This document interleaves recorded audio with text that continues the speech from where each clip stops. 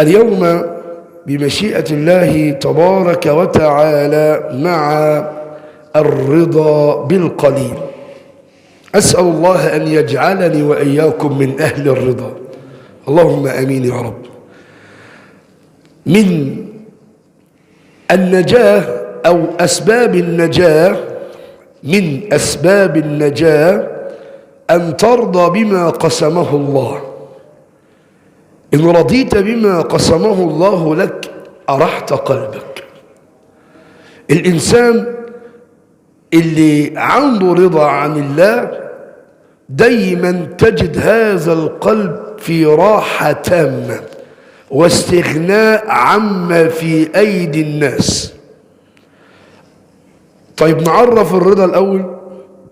الرضا هو التسليم لحكم وقضاء الله، أو سرور القلب بمر القضاء. إيه؟ سرور القلب بمر القضاء. الرضا إن أنت يبقى عندك رضا تام عن الله، حتى لو كان في ابتلاء، حتى لو كان في بلاء، فأنت صابر حسبة لمن؟ لله. ما هو من ضمن الإيمان بالله الإيمان بالقدر، خيره وشره.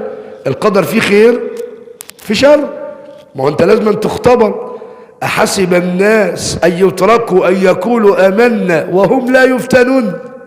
لازم في اختبار، في امتحان، فلازم يكون عندك رضا. وخصوصا بقى ترضى وحتى لو كان يعني عندك القليل.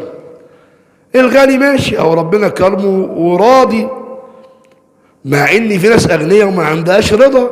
يعني المفروض يبقى يعيش سعيد، معاه اموال، معاه امكانيات، ولكن سبحان الملك كما اخبرنا النبي صلى الله عليه وسلم: عجبا لابن ادم اذا كان له واد من ذهب لتمنى ان يكون واديان، ولو كان له ثلاثة لتمنى أن يكون، أو وديان له تمنى أن يكون ثلاثة، ولا يملأ عين آدم إلا تراب.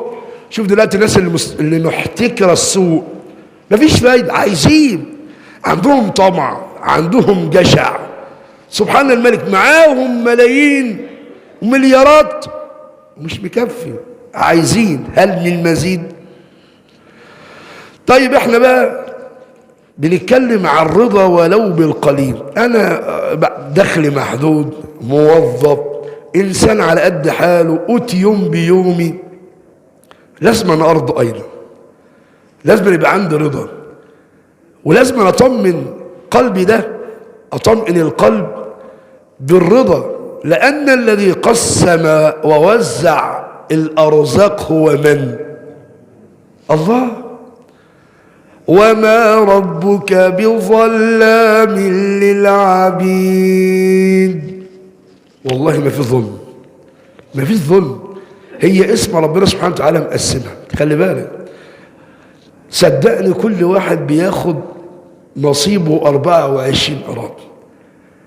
في اسمع كده عجيبة، بس في حاجة ممكن تلاقي عندك ما يبقاش عند غيرك. تلاقيه غني ومش سعيد في حياته، غني وعنده عيل عاق، غني ومعاه زوجة نكدية كل يوم يعني بيخليها بيكلم نفسه. ممكن انت يبقى فقير او دخلك محدود، وربنا كرمك وعندك اولاد طيبين، عندك زوجة انت بتحبها وطيبة، تعرف تاخد وتدي معاها، عندك ناس حوالين منك بيحبوك لذاتك مش بيحبوك لمالك، عندك ام واب يكونوا بيدعوا لك، او انت ربنا راضي عنك وجعلك من اهل القيام الان، واصحاب الاموال او بعض من اصحاب الاموال دلوقتي عايشين في لهوات ولذات وضيعات. يبقى انت افضل ولا اللي معاه مال؟ هي قسمة، كل واحد يرضى بما قسمه الله لك.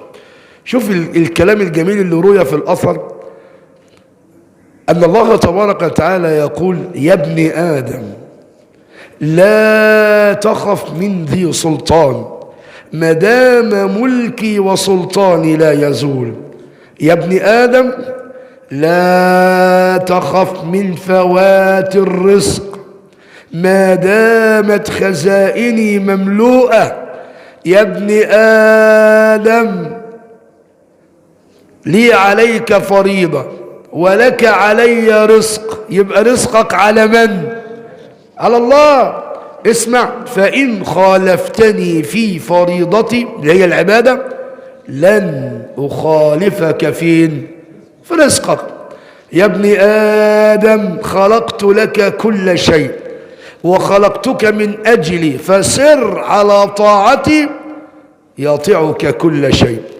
يا ابن آدم اسمع: إن رضيت بما قسمته لك أرحت قلبك.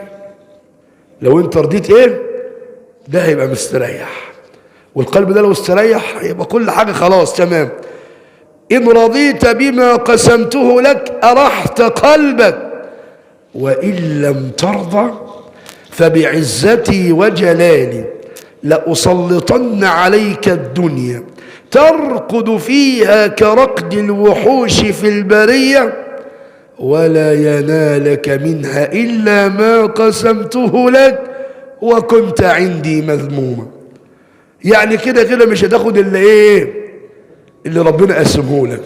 يا أخي اسمع القرآن: ولو بسط الله الرزق لعباده لبغوا في الأرض ولكن ينزل بقدر ما يشاء. الموضوع لو كل واحد نفسه في حاجة واتحققت، لو الكل عايز يكون مثلا رئيس الجمهورية، لو الكل عايز يبقى طبيب، كل اللي عايز يكون مهندس يطلع مهندس، كل اللي عايز طيار يكون طيار، امال فين بقى المجتمع الناس اللي هتخدم في المجتمع؟ فين الصنايعية؟ فين الحرفيين؟ فين اللي عامل النظافة اللي هينظف الشوارع؟ فين وفين؟ فلو كل واحد تمنى شيء وحقق له الموضوع مش هينفع، لفسدت الأرض هتفسد. لكن ربنا سبحانه حكمته، النجار ليه شغله، الحداد ليه شغله، بتاع المبلط ليه شغله، السباك ليه شغله، عشان الحياة بقى فيها اكتفاء ذاتي. فلو بسط الله الرزق لعباده لبغوا في الأرض ولكن ينزل بقدر ما يشاء. عايزين نرضى.